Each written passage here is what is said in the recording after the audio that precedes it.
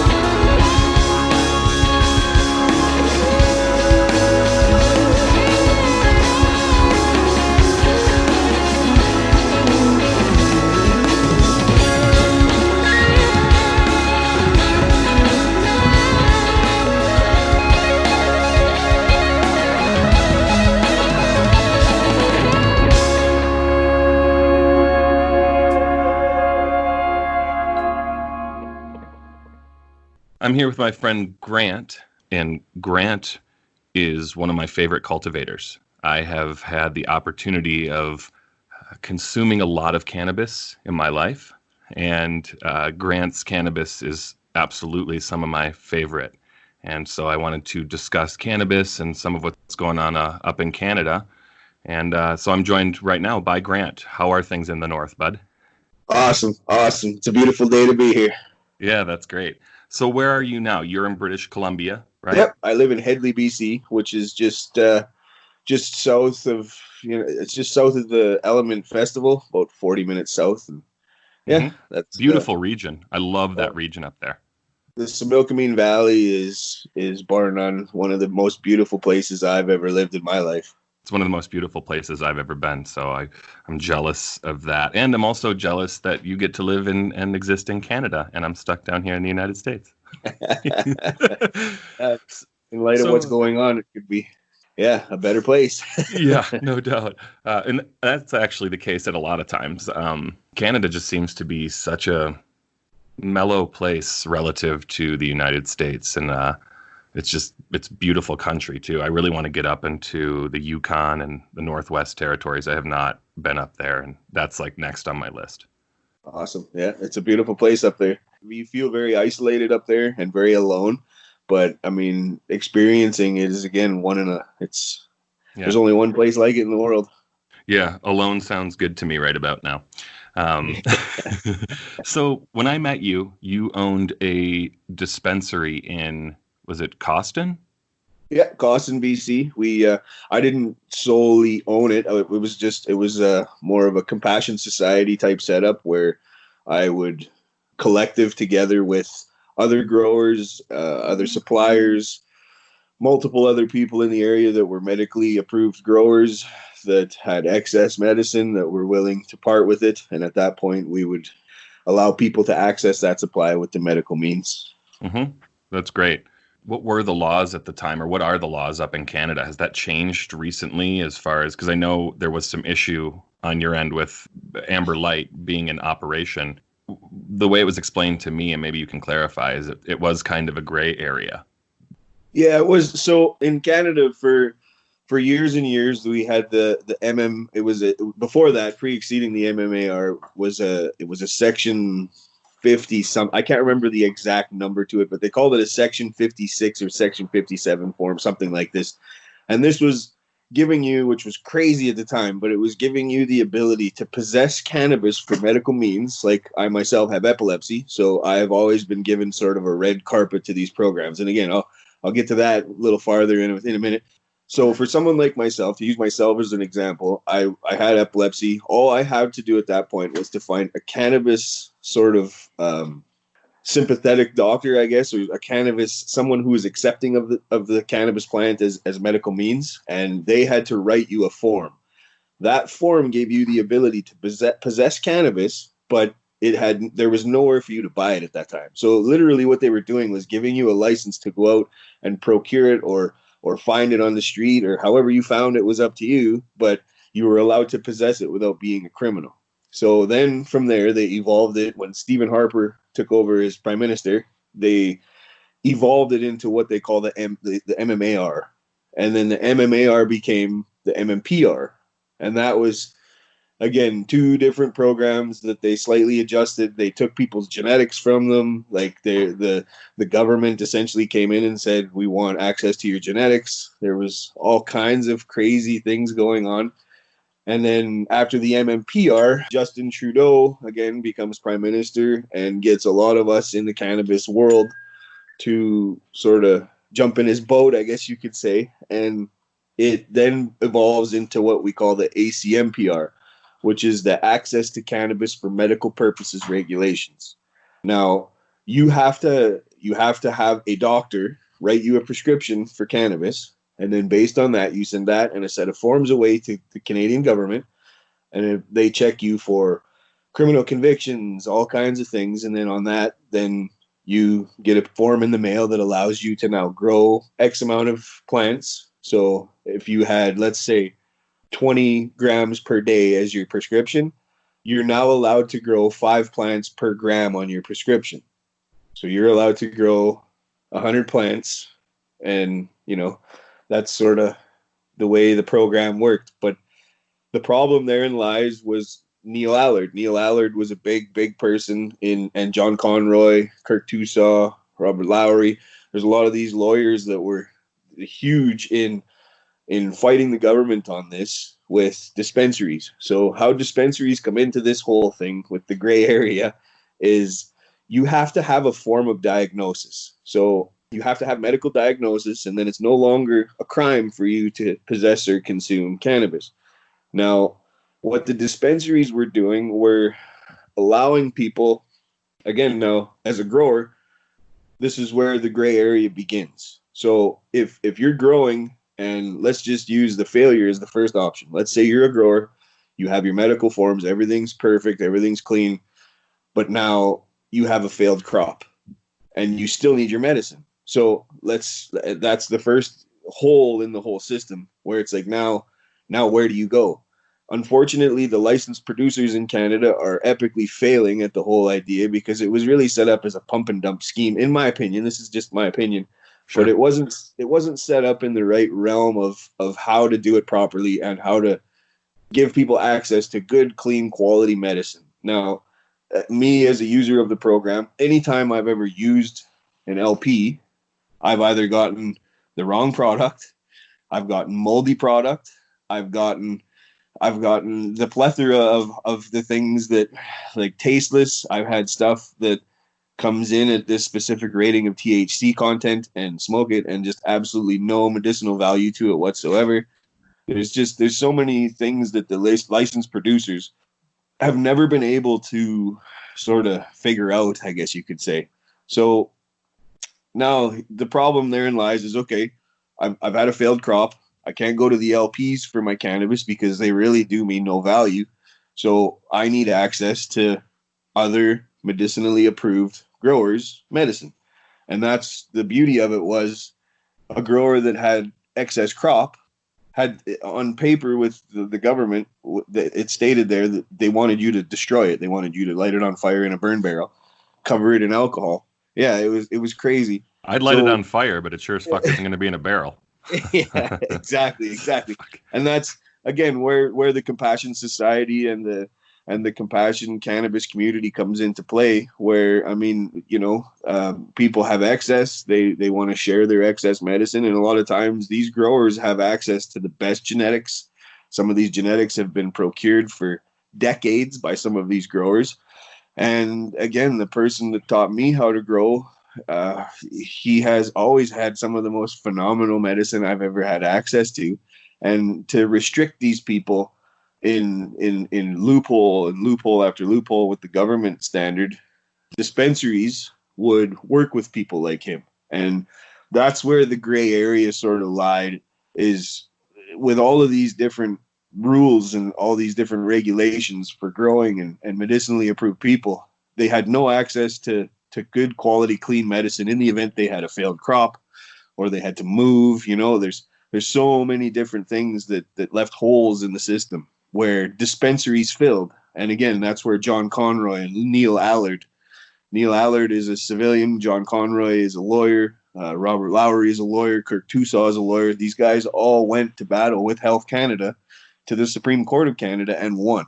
So it was a Supreme Court judge decision that laid down the ability for dispensaries to exist. And it then was up to the local government, the city, the municipality, the rural district, whatever it would be called. It was up to them to sort of set cannabis reform and either allow these dispensaries to exist or disallow them. Some communities, like West Kelowna, for example, in a very short distance in their main stretch of town, they had, I think at one point they were up to 8 dispensaries in like 500 meters. and again, very proactive. Again, the city of Vancouver, I love the city. It's always been a very culturally accepting city. And I mean, again, some of the best cannabis in the world. And these dispensaries not only brought tourism, but money to the economy, money to people that really could use it for, means of paying their bills. Again, people on disability don't have a lot of money. And, that's just the way it went. Sure. So at the time, I went to Vancouver and I was able to go into a dispensary across from Cannabis Culture there. I went to a dispensary and I was able to purchase cannabis. And then I was able to go across the street into a cannabis cafe and consume that cannabis at street level with open windows and everything. And I found that to be really a powerful experience, because I've seen such the opposite living under the Bush administration and personally cultivating at a time when it was severely illegal in the United States. How was it able to operate so openly, I wonder, in such a public space in a downtown of a major city, if in fact they were taking and enforcing laws and enforcing, I guess, lack of laws in other small regions? That has a lot to do, I believe, in my opinion, again, with the culturally accepting part of the city. Like Vancouver is just one of those cities that you'll get away with. I get away with is kind of a harsh way of putting it, but I mean, there's going to be more acceptance from law enforcement in Vancouver. And again, with harm reduction, when it comes down to it in the end, I truly believe that VPD, the Vancouver Police Department, and other law enforcement type bylaw officers and things like that want and would rather have you intoxicated on cannabis or high on cannabis rather than the other things that you could be high on in East Hastings. And it's again, it's the world we live in today. Is you have to think about everyone in a whole. Like, you or I or 10 other people sit in a room. You don't necessarily need the access to the ability to consume.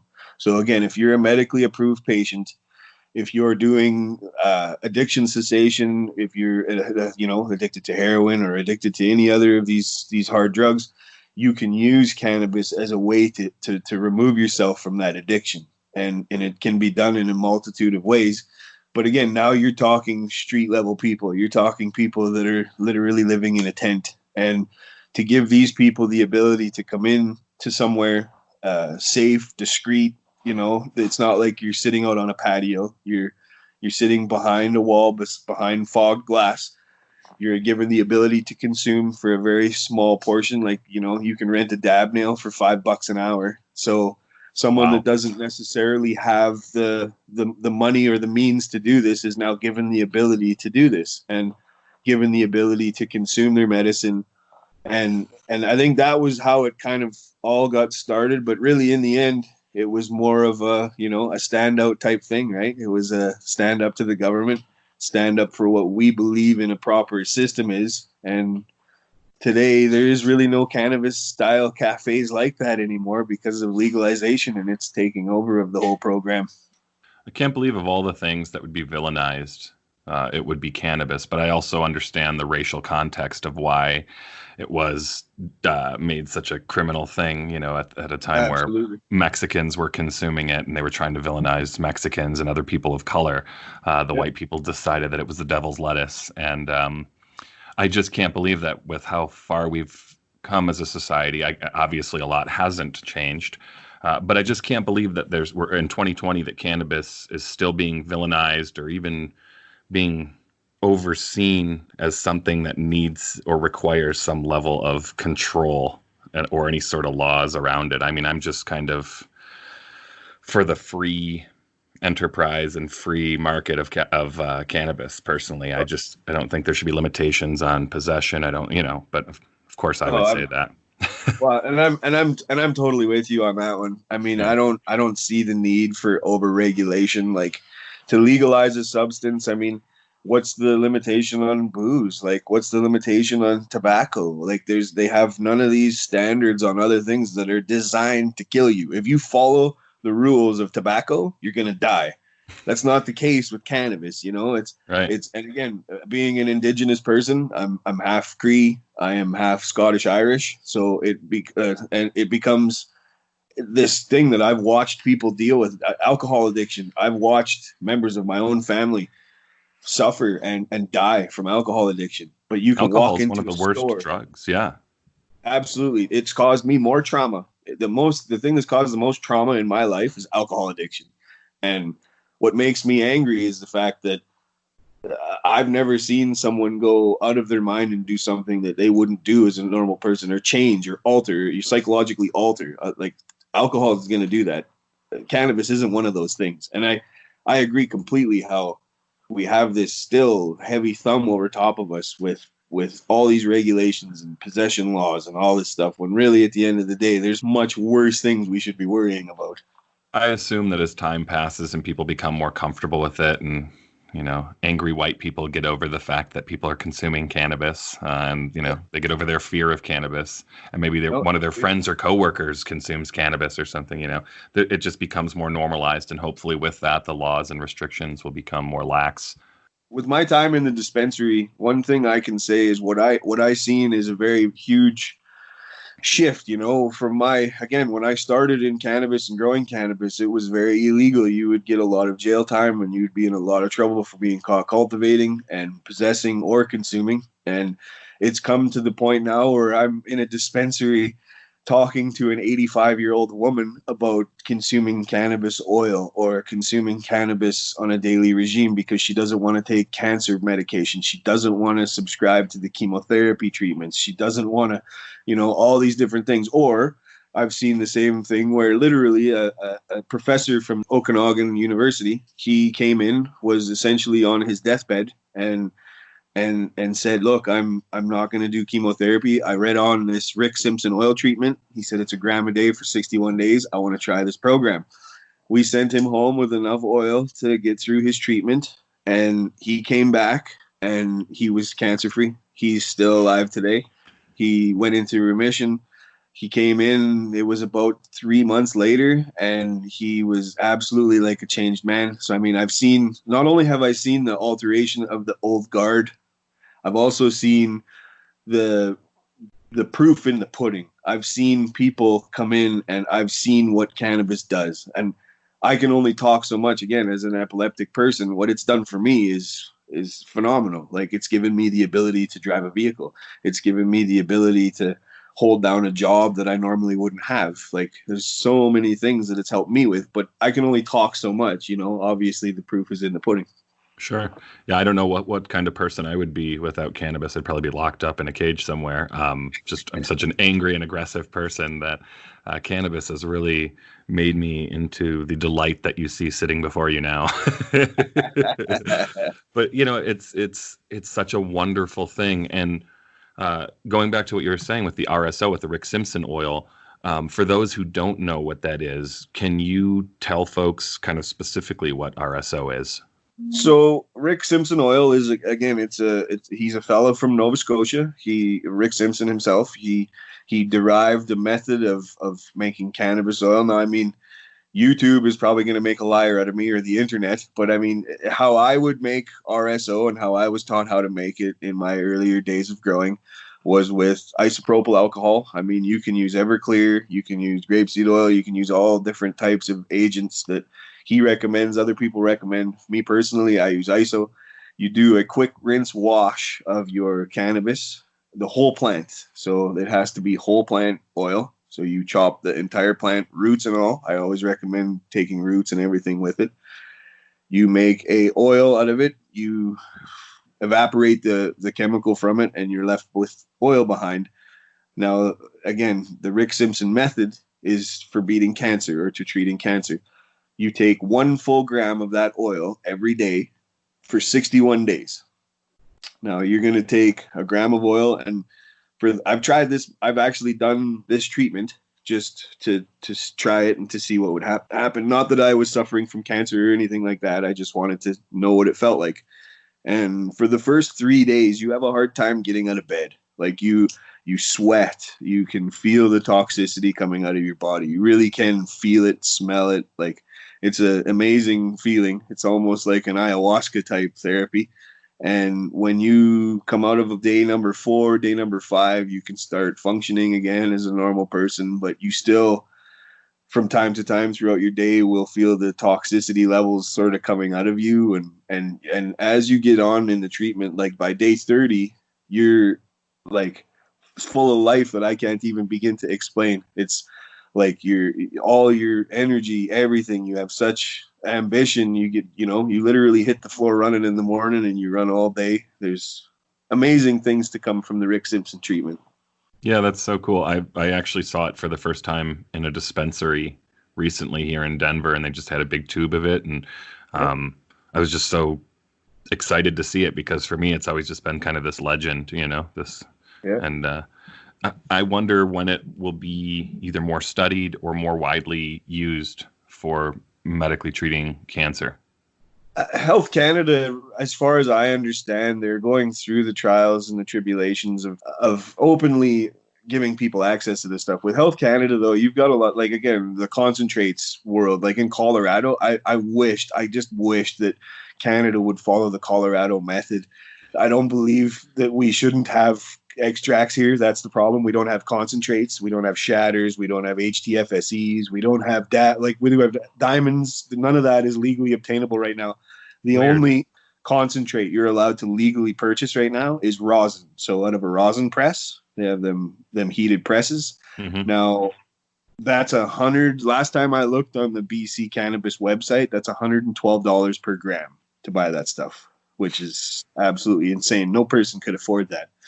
So, yeah, and that's, again, the concentrate side of things is, again, where the legalized Health Canada system is really failing, but they're trying. They are. And you can't convince a government like Canada to allow chemicals. Like, the way they look at it is, if you're going to make shatter with Pemex or butane or isobutanol or any of these different, like, hydrocarbons, there's no way to completely extract all of the hydrocarbon from that concentrate And there's just no way to convince even 1 part per million. And again, that you could like, there's no way that's going to physically hurt you. But you're going to go outside and breathe in more than that. Man. Exactly. Stand at a dairy farm, you're sucking in more like carbon monoxide than anything. So it's just one of those things that you just can't convince the government. And again, it's one of those fear-mongered, old guard type of stances on it where you're just not going to convince them. And Rick Simpson Oil is the same sort of realm of that whole thing where they want to see you using just Everclear alcohol. And unfortunately, Everclear alcohol is one of those things that doesn't really work as well as what it should. And you're left with an inferior product. And again, now that just procreates more disdain for the Health Canada regime, right? It's why would I go to you when I can go to my street level dealer and get much better products? The Colorado model's been really great. I believe you can buy up to an ounce a day. There's all kinds of concentrates. There's sodas. There's edibles. There's, the edibles, however, aren't very strong. I make my own, which I eat one and I hallucinate for about 20 minutes and then black out for about 8 to 10 hours. But the model itself is really great, and it's done a lot of good for our community, and it's such a casual thing here now. And some of the other states decided to try to create their own model and tried to reinvent the wheel, and have since gone back and are now using the Colorado model. The cannabis here is great. The folks are great. The dispensaries are upscale and very comfortable. Crime has been reduced. There's so much money going into arts programs and music programs and community projects, and it's really been an incredible thing. And I hope with time that will happen in Canada. I'm with you on that one. I really do. I do believe that the Health Canada regime sort of left us, I'll say us in a broad way, but like me, my peers, like, again, I dialed the clock back 15 years ago, and I'm sitting around a picnic table with 6 other growers. We each show up with our medicine. Each guy takes a handful out of each guy's bag. We sample, and we have our own little cannabis cup right there in the middle of the afternoon under a tree, right? Now we've developed genetics. We've procured strains. We've done the hard work. We've done that hard leg work. Health Canada sort of comes in like a sweeping cavalry, and we're going to take this, and this, and we're going to take this guy and this guy and this guy because they've never been criminally convicted. But, you've been caught growing. You've been caught growing. You've been caught growing. You're not allowed in our program. You've been caught doing what we're asking you to do. Exactly. And it's like, who are you going to trust more? Someone that's got 20 plus years experience, 30 years experience, or are you going to trust someone, again, with a botany degree? Not that I'm saying the botany degree person doesn't know what they're talking about and doesn't know the science behind it. But again, cannabis is a very specific thing. And in itself, the nutrients, like having access to cannabis specific nutrients now is a world in its own. I love it. I love the fact that we have now the ability to have companies come out of the woodworks, come out of the closet and have cannabis specific nutrients that we can grow with. But to get to my earlier point that I was trying to make is with Health Canada, what they did was they've started these, what I call pump and dumps, but like huge conglomerations of cannabis, huge. Like some of these grows are like 1.3 million square feet and just absolutely huge.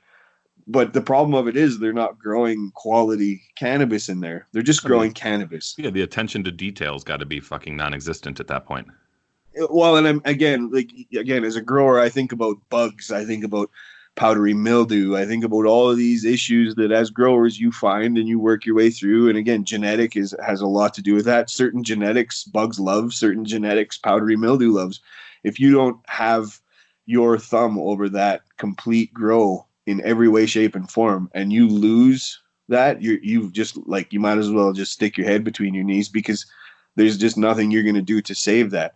Unfortunately, what we're seeing in Canada is LPs not willing to take that loss. So what they do is they say, okay, you think about 1.3 million square feet. Now, that gets a little bit of bugs or powdery mildew in there, and it sweeps through the building. Now, you've got a already inferior product now becoming even more inferior because the end product won't be what it should be because you've got bugs and powdery mildew. So what they'll do is spray it and spray it some more. And now you're left with, cannabis medicine that is covered with all kinds of insecticidal soaps and residuals that aren't ever going to go away. But they're not willing to take that loss. Again, as a prideful grower, you're going to say, you know what, fuck it. I'll cut it all down, throw it out, try again. Yeah, because your reputation's at stake. The health of your people are at stake. I mean, 100%. It's just a complete capitalist decision to do, 100%. To just proceed. Yeah. And that's, again, in this world, what we should have seen is Health Canada come in and say, okay, you're an ACMPR grower, you're an MMPR grower, you're an MMAR grower, you have this medicinal license. Okay, bring us your product. Bring us your cannabis. Okay, we're going to test it. We're going to test it for molds. We're going to test it for mildews. We're going to test it for bugs and other things that that are non-desirable. Based on that, okay, now you've passed the test. You can now, here's your ticket. You pay X amount. Now you can sell that cannabis to the distribution outlet, or it should be farm to table. Again, just like wine or anything else you see in BC, you can drive up to a wine farm, grape farm, and buy wine. You should be able to drive up to a cannabis farm and buy cannabis. But the Health Canada regime really did leave us behind in not allowing us a foothold in an industry. Again, and I'm speaking like from a broad, I'm speaking for all the growers that I know that are left sort of in the dark on this one, that are some of the best growers I know. And that really is disheartening for a lot of people.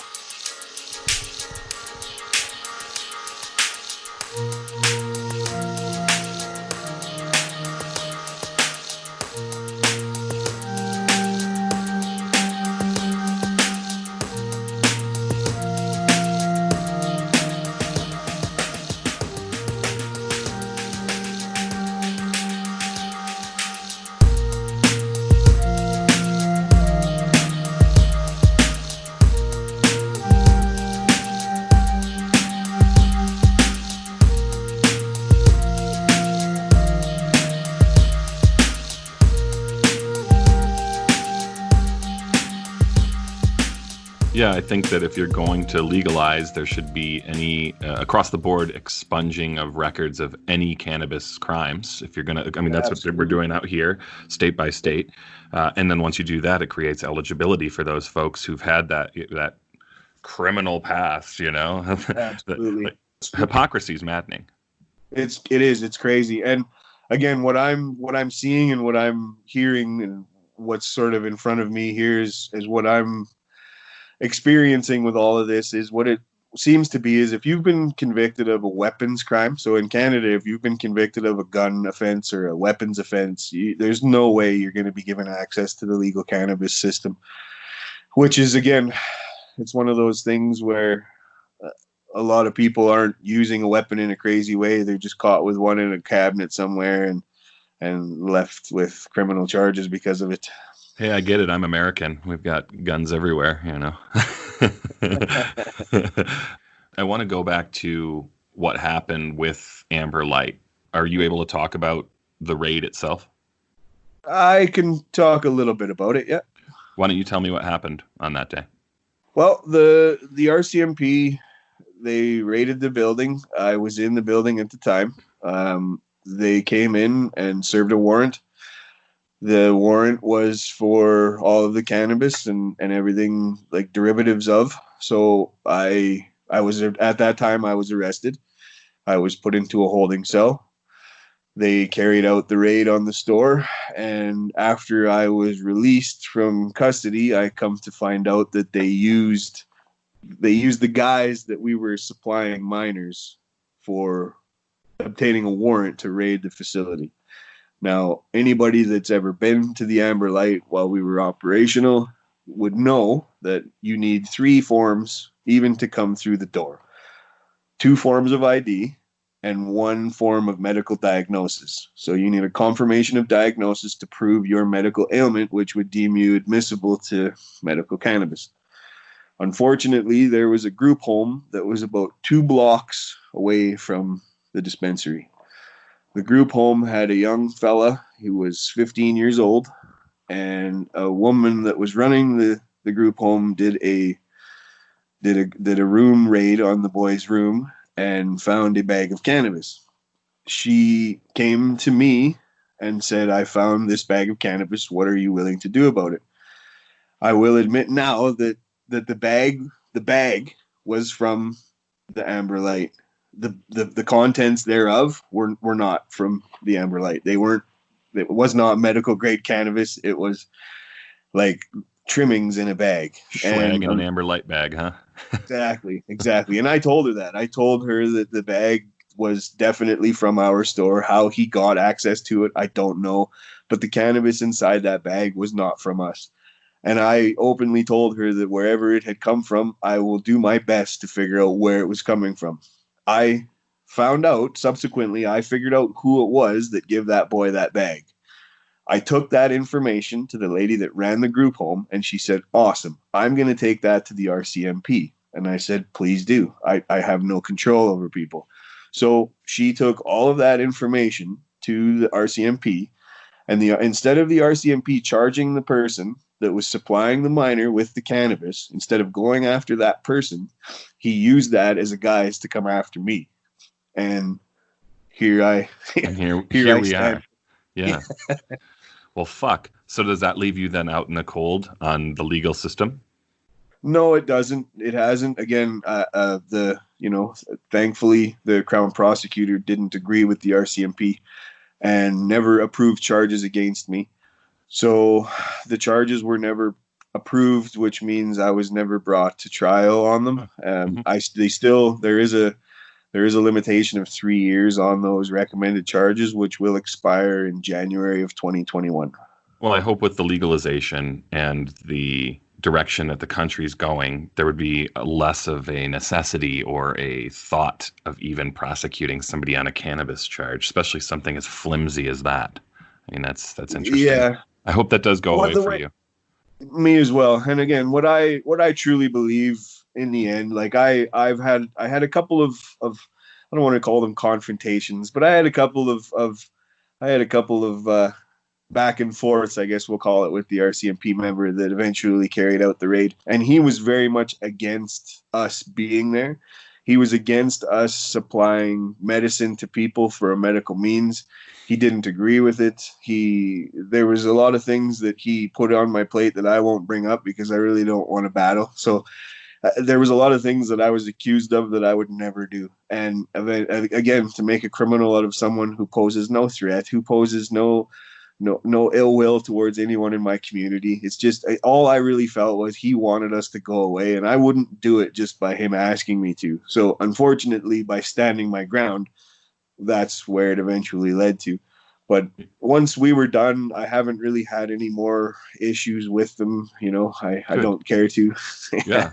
I mean, I know you as an upstanding member of the community as far as not only the person you are and with the interactions I've had with you. You've always been so professional and as such a good person, but you've been supportive of community events like the music festival we did up at Snug Lake, which brought together a good portion of the community and, was a bunch of just music and art and good times. And Absolutely.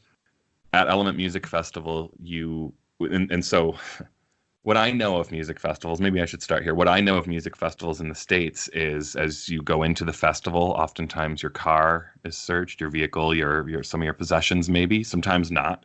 But then you get into the campgrounds and you set up. And then once you go into the music venue itself, there's usually turnstiles with a bunch of searches. And I mean, over the 20 plus years I've been going to concerts and music festivals and events, I've always seen security taking cannabis from people and throwing it in the garbage or setting it aside. And Element, to be candid, Element was a paradise for me as a cannabis consumer. It was the first event where there was a festival sanctioned booth that sold cannabis to folks. And that it was amazing. I mean, it's just incredible to walk up to not only not have heavy-handed security like we're used to here in the States, but to see some of our favorite bands up there in a setting where you can walk up to a booth and purchase cannabis was just an incredible and liberating thing for me.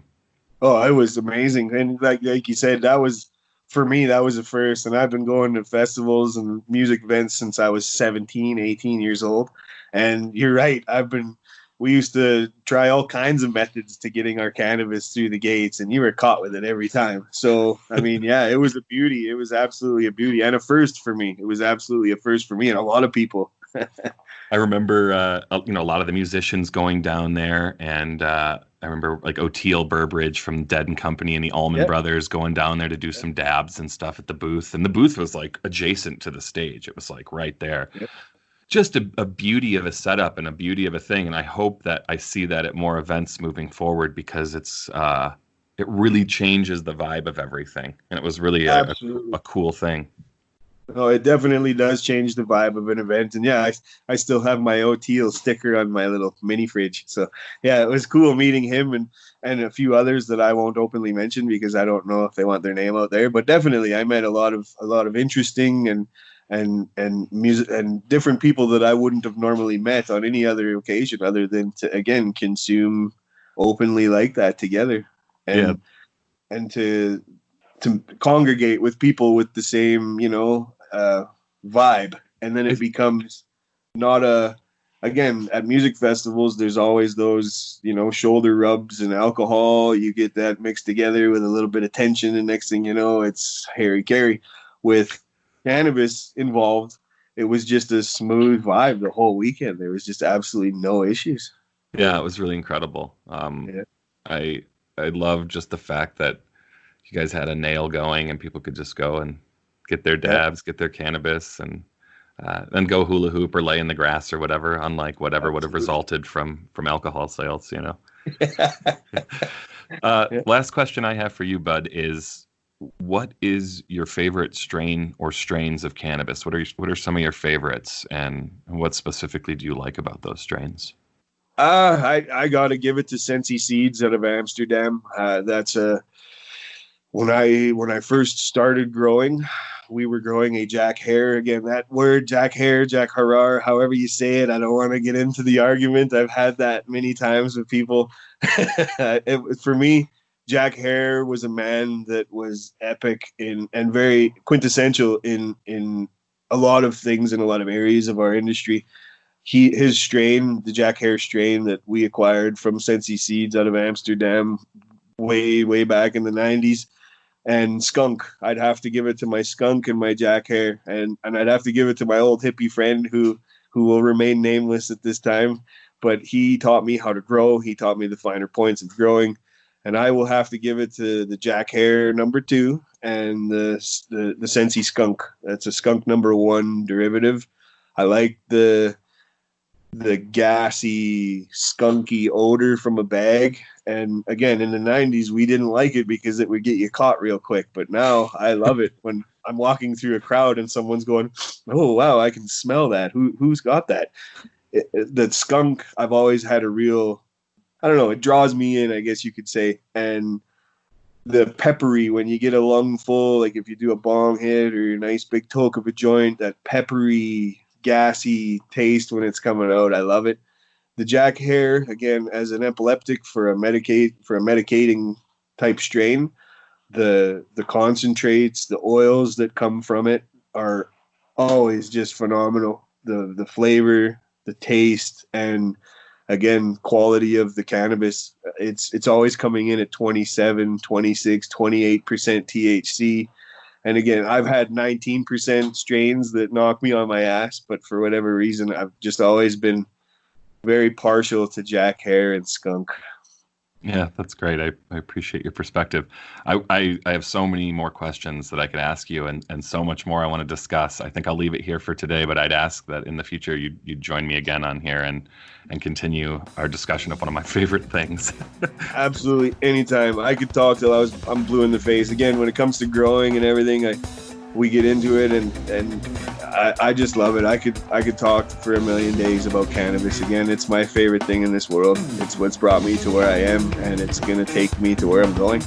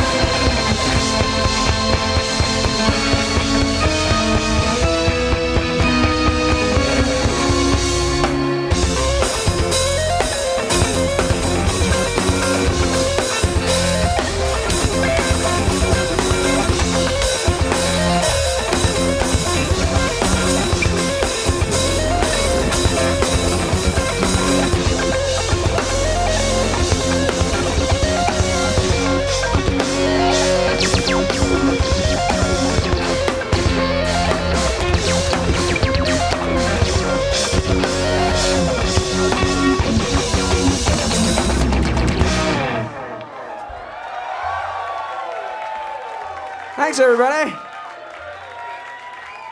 Thank you for listening to Galaxy Tenants. If you enjoyed this episode, be sure to subscribe, like, rate, and review wherever you listen to podcasts.